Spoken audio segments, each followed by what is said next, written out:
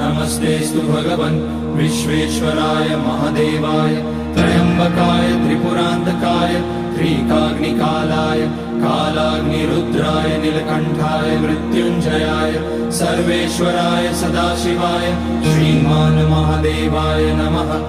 ॐ नमः शम्भवाय च मयोभवाय च नमः शङ्कराय च मयस्कराय च नमः शिवाय च शिवतराय च। ॐ त्र्यम्बकं यजामहे सुगन्धिं पुष्टिवर्धनम् उर्वारुकमिव बन्धनान् मृत्योर्मुक्ष्यमामृतात्।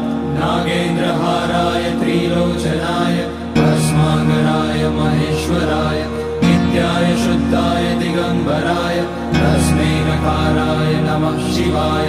मन्दाकिनी सलिलचन्दन चर्चिताय नन्दीश्वर प्रणतनाथ